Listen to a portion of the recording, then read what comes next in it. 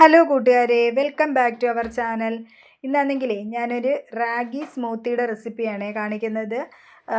നമുക്ക് ഡയറ്റ് എടുക്കുന്നവർക്കും അതേ കണക്ക് തന്നെ ടീനേജിലെ മക്കൾക്കും ഇത് നല്ലൊരു ഓപ്ഷനാണ് കേട്ടോ. ഡയറ്റ് എടുക്കുന്നവർക്കാണെങ്കിൽ ഇത് നമുക്ക് ബ്രേക്ക്ഫാസ്റ്റിന് പകരമായിട്ട് യൂസ് ചെയ്യാം, അല്ലെങ്കിൽ നമുക്ക് ഡിന്നറിന് പകരമായിട്ട് യൂസ് ചെയ്യാം. പിന്നെ ഇതിപ്പോൾ ഞാനാണെങ്കിൽ മക്കൾ സ്കൂൾ വിട്ട് വരുമ്പോൾ കൊടുക്കാനാണ് ഉണ്ടാക്കുന്നത്. ഈ റാഗിക്കകത്താണെങ്കിൽ ധാരാളം അയൺ കണ്ടൻ്റ് ഉള്ളതാണ്. പിന്നെ ആണെങ്കിൽ ഇത് ഇപ്പോൾ ടീനേജിലെ മക്കൾക്ക് അംഗൻവാടിയിൽ നിന്ന് കിട്ടുന്ന പൊടിയാണ്. ഇതിപ്പോൾ എൻ്റെ മോൾക്ക് അംഗൻവാടിയിൽ നിന്ന് കിട്ടിയതാണ്. ഇതിനകത്താണെങ്കിൽ ഇപ്പോൾ ടീനേജിലെ മക്കളാകുമ്പോഴേ അവരാണെങ്കിൽ ഫുഡൊക്കെ കറക്റ്റിന് കഴിക്കാതെയും ഇപ്പം ട്യൂഷനും സ്കൂളും ഒക്കെ പോകാനായിട്ട് അവർ ഫുഡൊന്നും കറക്റ്റിന് കഴിക്കത്തില്ല. അപ്പോൾ ഇതേ കണക്കുള്ള ഫുഡൊക്കെ നമ്മൾ ഉണ്ടാക്കി കൊടുക്കുകയാണെങ്കിൽ അവർക്ക് കറക്റ്റായിട്ട് അതിൻ്റെ വൈറ്റമിൻസ് എല്ലാം കറക്റ്റായിട്ട് കിട്ടും. അതിനാണ് ഇത് അംഗൻവാടി വഴി വിതരണം ചെയ്യുന്നത് കേട്ടോ. എൻ്റെ ചെറിയ അറിവിലുള്ള ഒരു കാര്യമാണ് ഞാൻ പറഞ്ഞത്. ഇതിനെക്കുറിച്ച് ഗഹനമായ അറിവൊന്നും എനിക്കറിയത്തില്ല, എനിക്കറിയാവുന്ന കാര്യമാണ് ഞാൻ പറഞ്ഞു തന്നത് കേട്ടോ. അപ്പോഴേ നമുക്കിതെങ്ങനെ ഉണ്ടാക്കുന്നതെന്ന് നോക്കാം കേട്ടോ. ഇതിപ്പോൾ ഞാനൊരു 3 പേർക്ക് കഴിക്കത്തക്ക രീതിയിലാണ് ഉണ്ടാക്കുന്നത്. ഒരു 2.5 ടേബിൾ സ്പൂൺ റാഗിപ്പൊടിയാണ് ഞാനിതെടുക്കുന്നത് കേട്ടോ. ഈ എൻ്റെ ചാനൽ ആദ്യമായിട്ട് കാണുന്നവരാണെങ്കിൽ ഒന്ന് സബ്സ്ക്രൈബ് ചെയ്ത് സപ്പോർട്ട് ചെയ്യാൻ മറന്നു പോകരുത്. ലൈക്ക് ചെയ്യുകയും ഷെയർ ചെയ്യുകയും കമൻറ്റ് ചെയ്യുകയും ചെയ്യണം കേട്ടോ. അപ്പോഴേ നമുക്ക് ഇത് ആദ്യമാണെങ്കിൽ നമ്മളൊരു 2.5 സ്പൂൺ റാഗിപ്പൊടി എടുത്തിട്ടുണ്ട്. അതാണെങ്കിൽ ഒരു കുറച്ച് വെള്ളം ഒഴിക്കണേ. കുറച്ച് വെള്ളം ഒഴിച്ച് ആദ്യം നന്നായിട്ട് കട്ടയില്ലാതെ കലക്കിയെടുക്കണം. ഇനി എന്തെങ്കിൽ നന്നായിട്ട് കലക്കിയതിന് ശേഷം നമുക്ക് ഇത് കാച്ചിയെടുക്കാൻ ആവശ്യത്തിന് വെള്ളവും കൂടെ ചേർത്ത് കൊടുക്കാം. ഇനി ഇതാണെങ്കിൽ വേവിക്കുമ്പം ശ്രദ്ധിക്കേണ്ടതെന്ന് വെച്ചാൽ ചെറിയ തീയിലിട്ട് മാത്രമേ ഇത് വേവിച്ചെടുക്കാവൂ, അല്ലെങ്കിൽ റാഗി വേഗത്തില്ല കേട്ടോ, പെട്ടെന്ന് അങ്ങ് കുറുകിപ്പോവും.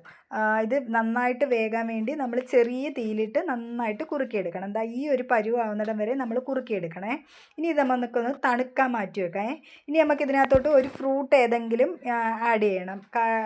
ഇപ്പം ഞാനിതിനകത്ത് ആപ്പിളാണ് ചേർക്കുന്നത്. ഇപ്പം ആപ്പിൾ വേണമെന്ന് നിർബന്ധമൊന്നുമില്ല, റോബസ്റ്റ പഴമായാലും മതി. നിങ്ങൾക്ക് ഇഷ്ടമുള്ള എന്തൊരു പഴമാണോ ഫ്രൂട്ടാണോ അത് ചേർക്കാവുന്നതാണ്. പക്ഷെ പുളിയുള്ള പഴങ്ങൾ ചേർക്കാതിരിക്കുന്നതാണ് നല്ലത്. ഈ പാളയന്തോടൻ പഴം ഉണ്ടല്ലോ, അത് ചേർക്കാത്തതാണ് നല്ലത്. പകരം പൂവമ്പഴമോ പിന്നെ റോബസ്റ്റ പഴമോ പിന്നെ ഞാലിപ്പൂവനോ അങ്ങനെയുള്ള ഫ്രൂട്ട്സുകളൊക്കെ പഴങ്ങളൊക്കെ ചേർക്കാം കേട്ടോ. പിന്നെ നമുക്ക് വണ്ണം ഇല്ലാത്ത മക്കൾക്കാണ് കൊടുക്കുന്നതെങ്കിൽ ഇതിനകത്ത് ഏത്തപ്പഴം ചേർക്കാമേ. അത് നന്നായിട്ട് ശരീരം വയ്ക്കാൻ നല്ലതാണ്. ഇങ്ങനെ നമ്മൾ പിന്നെ ആണെങ്കിൽ ഇപ്പോൾ ഫ്രൂട്ടുകളൊന്നും തന്നെ ഇല്ലെന്നുണ്ടെങ്കിൽ നിങ്ങൾക്ക് ക്യാരറ്റ് വേവിച്ച് ചേർക്കാം. ക്യാരറ്റ് എടുക്കുമ്പോൾ പച്ചയ്ക്ക് ചേർക്കരുത്, പകരം അതൊന്ന് നന്നായിട്ട് വേവിച്ചിട്ട് വേണം ഇതിനകത്ത് ചേർക്കാൻ. ഈ ഫ്രൂട്ടിന് പകരം നമുക്ക് ക്യാരറ്റ് ചേർത്ത് കൊടുക്കാം. പിന്നെ ആണെങ്കിൽ ഡയറ്റൊക്കെ എടുക്കുന്നവരാണെങ്കിൽ ഇതിൽ മധുരമൊന്നും ചേർക്കരുത് കേട്ടോ. പഞ്ചസാര അങ്ങനെയുള്ള ശർക്കര അങ്ങനെയുള്ള സാധനങ്ങളൊന്നും ചേർക്കാൻ പാടില്ലേ. പകരം മധുരത്തിന് നമുക്ക് പിന്നെ ഈത്തപ്പഴമോ അങ്ങനെയുള്ള എന്തെങ്കിലുമൊക്കെ ചേർക്കാം കേട്ടോ. ഇപ്പം ഞാനിത് ആപ്പിളെല്ലാം ചെറുതായിട്ട് അരിഞ്ഞെടുത്തിട്ടുണ്ട്. ഇനി ഇതിനകത്തോട്ട് നമുക്ക് കുറച്ച് ഡ്രൈ ഫ്രൂട്ട്സും കൂടെ ചേർക്കണം. ഇപ്പം എൻ്റെ കയ്യിലുള്ളത് അണ്ടിപ്പരിപ്പ് ഈത്തപ്പഴവും മാത്രമേ ഉണ്ടായിരുന്നുള്ളൂ. അത് ഞാൻ രാവിലെ തന്നെ വെള്ളത്തിൽ കുതിർക്കാൻ വെച്ചിട്ടുണ്ടായിരുന്നു കേട്ടോ. ഇതിനകത്ത് നിങ്ങൾക്ക് നിങ്ങളുടെ കയ്യിലുള്ള ഡ്രൈ ഫ്രൂട്ട്സുകളെല്ലാം തന്നെ ചേർക്കാം കേട്ടോ.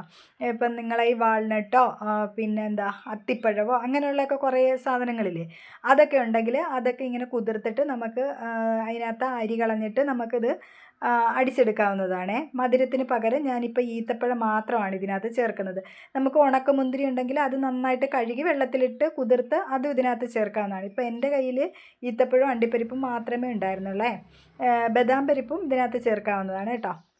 ഇനി നമ്മൾ കുതിർക്കാൻ ഉപയോഗിച്ച് ഈ വെള്ളം ഉണ്ടല്ലേ, അതൊഴിച്ചിട്ട് വേണം നമ്മളിതൊന്ന് അരച്ചെടുക്കാനേ. ഈ ഈത്തപ്പഴവും അണ്ടിപ്പരിപ്പും നമ്മൾ കുതിർക്കാൻ ഇടുന്നതിന് മുമ്പ് നന്നായിട്ടൊന്ന് കഴുകിയിട്ട് വേണം ഇടാൻ കേട്ടോ. ഇനി ഇത് നമുക്കൊന്ന് അരച്ചെടുക്കാം. നന്നായിട്ട് അരച്ചെടുക്കണേ.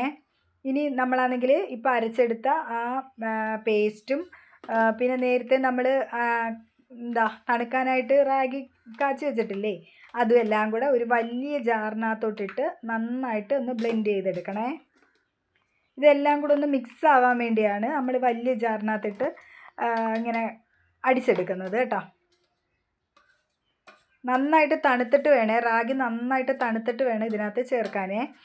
ഇതിപ്പം തണുപ്പ് ഇഷ്ടമുള്ളവരാണെങ്കിൽ തണുത്ത പാല് ചേർക്കാം. ഇതിപ്പോൾ ഞാൻ രാവിലെ കാച്ചി ഫ്രിഡ്ജിനകത്ത് തണുക്കാനായിട്ട് വെച്ചിരുന്ന പാലാണ്. ഇതിപ്പോൾ മക്കൾക്ക് കൊടുക്കാനായിട്ട് അവർക്ക് ഇച്ചിരി തണുപ്പൊക്കെ ഉള്ളപ്പോൾ ഇപ്പം ക്ഷീണിച്ച് വരുമല്ലേ, അപ്പോൾ നമ്മൾ ഇച്ചിരി തണുപ്പോട് കൂടി കൊടുക്കുമ്പോൾ അവർക്ക് നന്നായിട്ട് ഇഷ്ടപ്പെടുവേ. ഇപ്പോൾ തണുപ്പ് കഴിക്കാൻ ഇഷ്ടമല്ലാത്തവർക്ക് നമുക്കിത് നോർമൽ ടെമ്പറേച്ചറിലുള്ള പാല് ചേർത്ത് നമുക്ക് അടിച്ചെടുക്കാവുന്നതാണ്.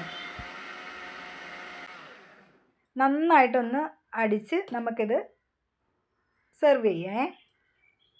അപ്പോൾ ഇതിനകത്തോട്ട് നമുക്കാണെങ്കിൽ ഞുറുക്കിയ അണ്ടിപ്പരിപ്പും ബദാം പരിപ്പും ഈത്തപ്പഴവും ഒക്കെ ചേർത്ത് കൊടുക്കാം. അപ്പോൾ ഇതൊന്ന് കടിക്കാൻ കിട്ടുമ്പം നന്നായിരിക്കേ. അപ്പോൾ എല്ലാവർക്കും എൻ്റെ വീഡിയോ ഇഷ്ടമാകുന്നുണ്ടെങ്കിലേ ഒന്ന് സബ്സ്ക്രൈബ് ചെയ്തേക്കണേ. അതേ കണക്ക് തന്നെ പുതിയ വീഡിയോ ആയിട്ട് വീണ്ടും കാണുന്നവരേക്കും tata bye bye, see U.